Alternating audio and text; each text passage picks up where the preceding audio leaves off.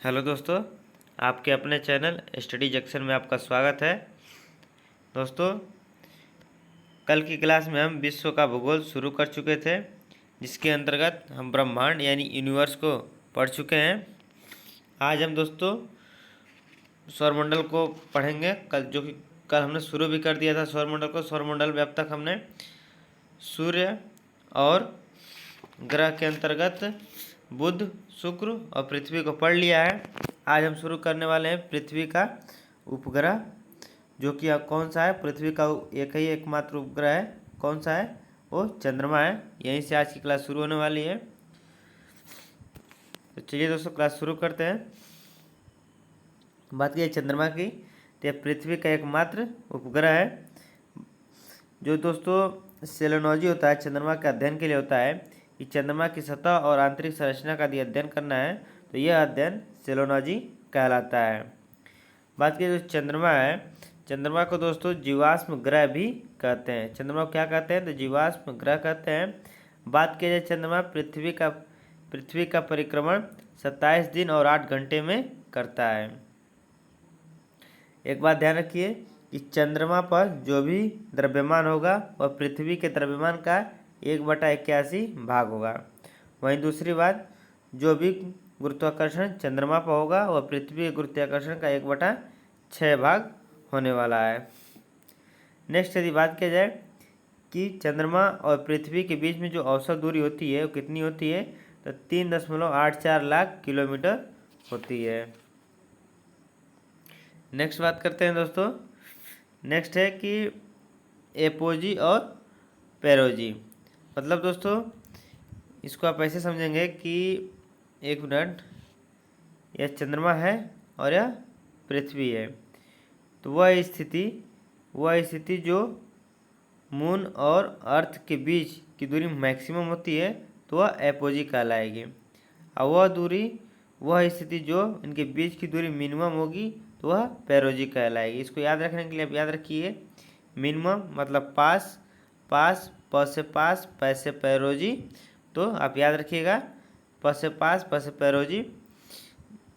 तो वह स्थिति जो जहाँ इनके बीच की दूरी यानी मून और अर्थ के बीच की दूरी मिनिमम होगी तो वह पेरोजी कहलाएगी। और वह स्थिति जो मून और अर्थ के बीच की दूरी मैक्सिमम होगी वह एपोजी कहलाती है। नेक्स्ट देखते हैं दोस्तों कि चंद्रमा को वह हिस्सा जब पूरा दिखाई देता है तो वह पूर्णिमा कहलाता है, और चंद्रमा का वह हिस्सा जो दिखाई न दे, जब चंद्रमा एकदम नहीं दिखाई देता है तो वह अमावस्या कहलाती है। बात करें दोस्तों, जो पूर्णिमा होती है, पूर्णिमा जब चंद्रमा हमारा पूरा दिखाई देता है तो पूर्णिमा होता है। और ठीक पूर्णिमा के 15 दिन बाद, पूर्णिमा के बाद हमारा कृष्ण पक्ष शुरू होता है। और कृष्ण पक्ष के 15वें दिन जो हमारा दिन आता है वह अमावस्या कहलाता है। और अमावस्या के बाद हमारा शुक्ल पक्ष शुरू होता है। और शुक्ल पक्ष के ठीक 15वें दिन हमारा पुनः पूर्णिमा आ जाता है। नेक्स्ट ध्यान रखिए, यदि एक महीने में 2 पूर्णिमा आ जाता है, तो जो दूसरा पूर्णिमा होता है दोस्तों, तो उसे ब्लू मून कहते हैं। ब्लू मून किसे कहते हैं, यदि एक महीने में 2 पूर्णिमा आ जाए तो दूसरा पूर्णिमा क्या कहलाएगा, ब्लू मून कहलाएगा। दोस्तों हम पढ़ रहे हैं चंद्रमा के बारे में, इसलिए हम उससे रिलेटेड चंद्रयान जो मिशन है उसके मिशन को देख लेते हैं। चंद्रयान के 3 मिशन है, तीनों मिशन को हम देख लेते हैं। जिसमें से पहला मिशन है फर्स्ट मिशन, जो कि 22 अक्टूबर 2008 को लॉन्च हुआ था PSLV C11 से। यह किस प्रकार का मिशन है, तो दोस्तों यह मिशन केवल भ्रमण करने वाला मिशन है। यह चांद की सतह पर उतरा नहीं था, केवल चांद की कक्षा में घूमता ही रहा। सेकेंड बात की जाए, जो सेकेंड मिशन था वह 22 जुलाई 2019 को लॉन्च होता है GSLV Mark 3 से। इसके अंतर्गत लैंडर और रोवर है। दोस्तों जो सेकेंड मिशन आपको पता होगा क्रैश हो गया था, तो जहाँ पर क्रैश लैंडिंग हुई थी दोस्तों उसे तिरंगा पॉइंट कहा जाता है। थर्ड मिशन की बात की जाए, जो नवीनतम अभी लॉन्च हुआ है जुलाई में, 14 जुलाई 2023 को। किस रॉकेट से, तो LBM-3 M4 रॉकेट से, जिसे हम बाहुबली रॉकेट भी कहते हैं। और इसमें जो लैंडर प्रयोग हुआ है दोस्तों उसका नाम विक्रम, और जो रोवर प्रयोग हुआ है उसका नाम प्रज्ञान है।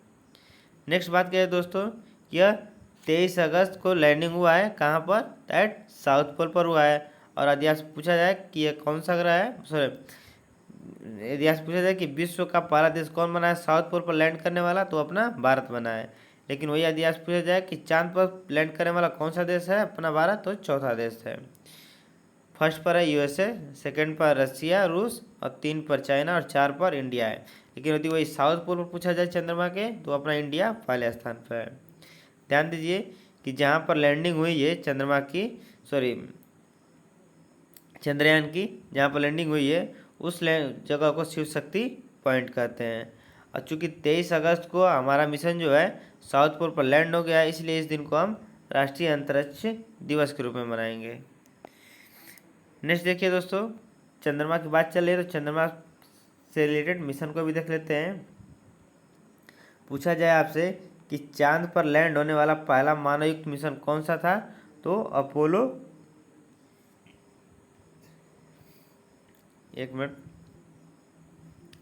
हाँ दोस्तों, चांद पर लैंड होने वाला पहला मानवयुक्त मिशन कौन सा था, तो था अपोलो 11।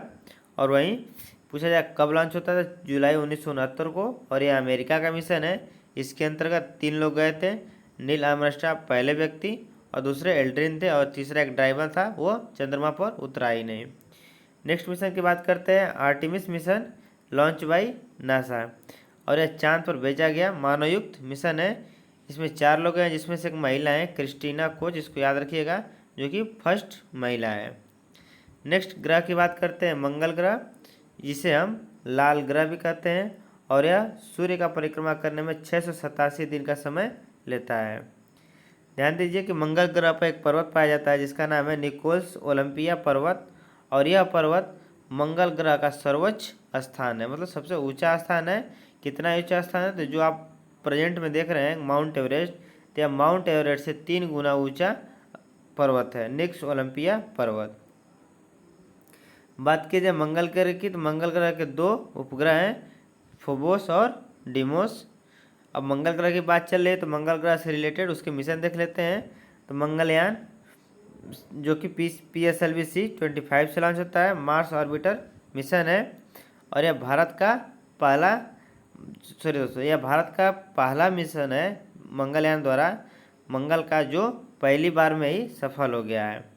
नेक्स्ट ग्रह की बात करते हैं, बृहस्पति यानी जुपिटर, यह सबसे बड़ा ग्रह है, और यह सूर्य का परिक्रमण करने में 11 वर्ष 9 महीने का समय लेता है, 11.9 वर्ष का समय लेता है। इसके उपग्रह की बात की जाए तो गैनीमीड और यूरोपा इसके उपग्रह हैं। बात की जाए यही जो गैनीमीड है दोस्तों, यह सौर मंडल का सबसे बड़ा उपग्रह है। नेक्स्ट बात करते हैं शनि की। शनि जो है दोस्तों, यह वलय के रूप में रहता है, आप देख लीजिए, ये जो ऐसे बना हुआ है इसे हम वलय कहते हैं। ये सर्किल हो गया दोस्तों, और जो ये कट गया है इसे, ये मतलब ये वलय टाइप का, ये वलय कहलाता है। तो शनि जिसे वलय ग्रह है, और यह सूर्य का परिक्रमण करने में 29.5 वर्ष का समय लेता है। इसका घनत्व सबसे कम यानी न्यूनतम होता है। इसके उपग्रह की बात की जाए तो इसके उपग्रह टाइटन है, और यह सौर मंडल का सेकंड सबसे बड़ा उपग्रह है। इसके अन्य भी उपग्रह हैं, लेकिन हम मेन पॉइंट को भी सिर्फ बता रहे हैं, मेन उपग्रह को बता रहे हैं। नेक्स्ट बात करते हैं यूरेनस की यानी वरुण की। यह वही ग्रह है जिसे हम पीछे बता चुके हैं कि जो उल्टे घूमते हैं, शुक्र और वरुण उल्टे घूमते हैं, ईस्ट टू वेस्ट घूमते हैं। इसकी खोज 1781 में हर्शेल ने की थी, और इसे लेटा हुआ ग्रह भी कहते हैं। लास्ट बात करते हैं वरुण की, नेपच्यून ग्रह, और यह अंतिम ग्रह है। इसकी खोज जोहान गाले ने की, और यह सूर्य की परिक्रमा 165 वर्ष में करता है, और सौरमंडल का सबसे ठंडा ग्रह है दोस्तों। इसे आइस जेंट भी कहते हैं। नेक्स्ट नोट याद रखिए प्लूटो का। याद रखिए जो प्लूटो था पहले 2006 से पहले यह ग्रह जाना जाता था, फिर बाद में इसे हटा दिया। क्यों हटा दिया गया देखते हैं।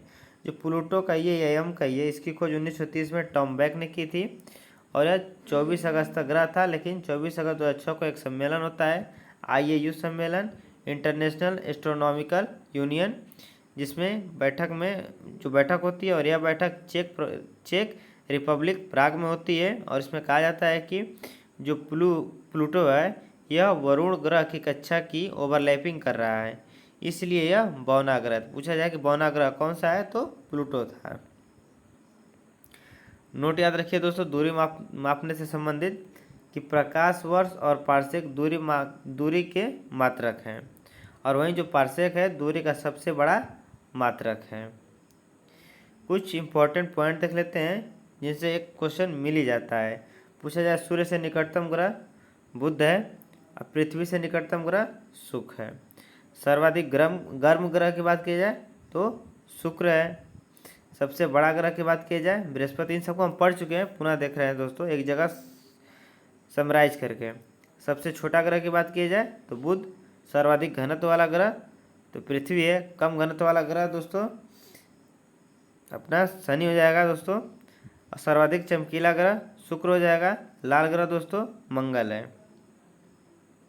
वहीं यदि आपसे बात की जाए भोर का तारा या शाम का तारा, मॉर्निंग स्टार, इवनिंग स्टार, शुक्र को कहते हैं। पृथ्वी की जुड़वा बहन यह भी शुक्र ग्रह को कहते हैं। वलय युक्त ग्रह शनि को कहते हैं। सर्वाधिक उपग्रहों वाला ग्रह शनि ही है। और सर्वाधिक तापांतर वाला ग्रह कौन सा है तो बुध है। नेक्स्ट ग्रह की बात करते हैं दोस्तों अपनी पृथ्वी के बारे में।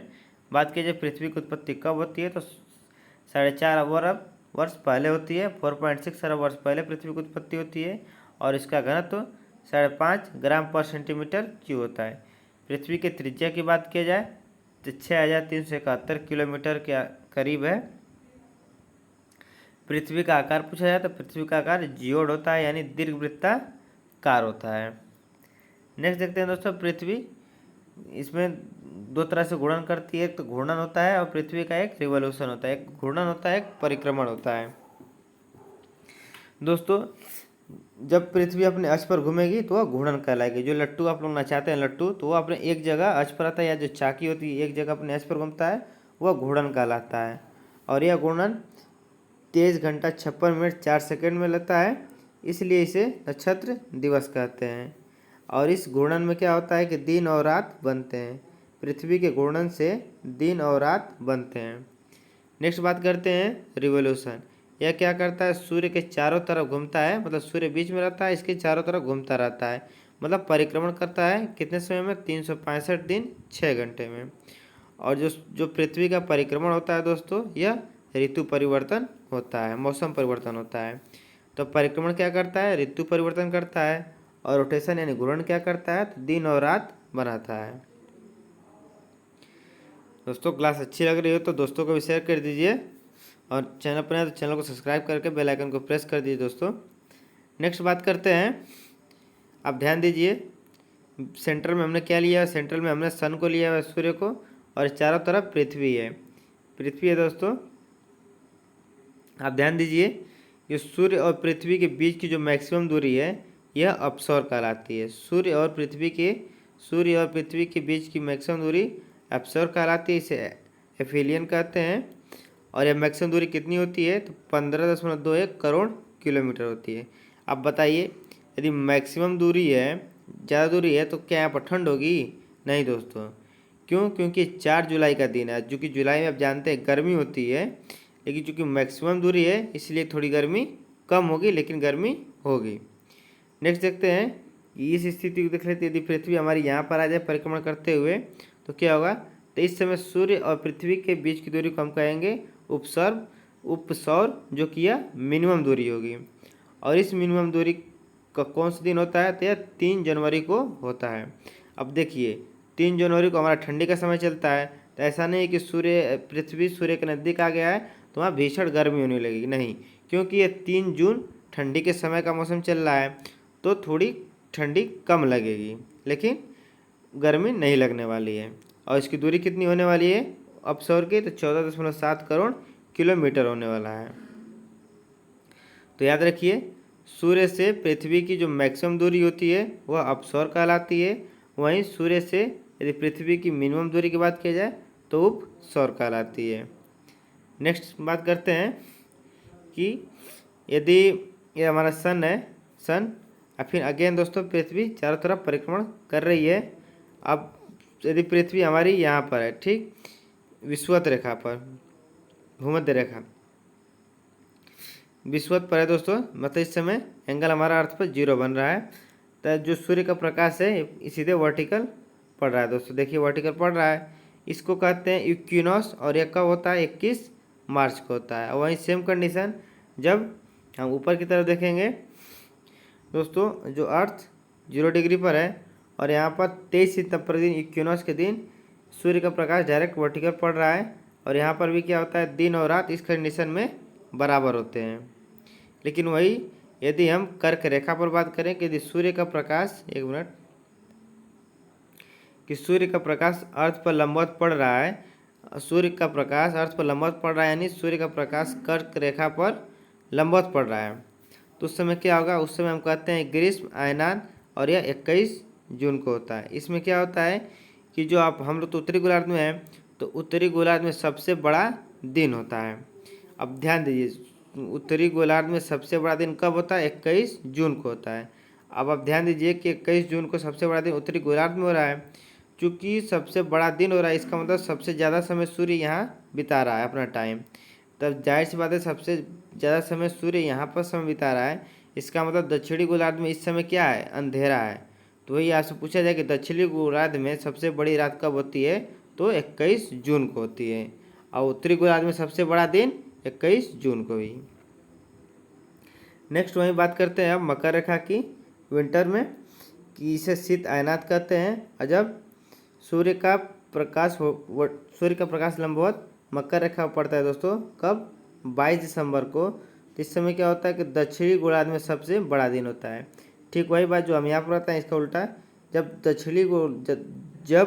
दक्षिणी गोलार्ध में सबसे बड़ा दिन हो रहा है, मतलब सूर्य यहाँ ज़्यादा समय बिता रहा है, तो उत्तरी गोलार्ध में वहाँ सूर्य अनुपस्थित है। इसका मतलब इस समय उत्तरी गोलार्ध में सबसे बड़ा रात हो रहा है।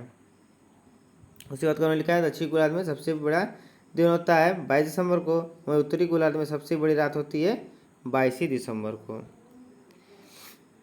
बात चलिए दोस्तों 21 जून की। तो 21 जून में क्या, उत्तरी गोलार्ध में सबसे बड़ा दिन होता है। 21 जून को हम लोग क्या मनाते हैं, तो अंतर्राष्ट्रीय योग दिवस मनाते हैं। स्टार्ट कब होता है, 21 जून 2015 को स्टार्ट होता है, और इस बार जो मनाया गया 2023 में, और 9वें क्रम का। इसकी थीम की बात किया जाए दोस्तों, इसकी थीम है वसुदेव कुटुंबकम के लिए योग, वसुदेव कुटुंबकम के लिए योग। दोस्तों क्लास यहीं तक थी, उम्मीद है क्लास अच्छी लगी होगी। यही दोस्तों, इस टॉपिक को समझने में दिक्कत हुआ तो कमेंट कीजिएगा, हम दोबारा पुनः अगली क्लास में बता देंगे। थैंक यू दोस्तों।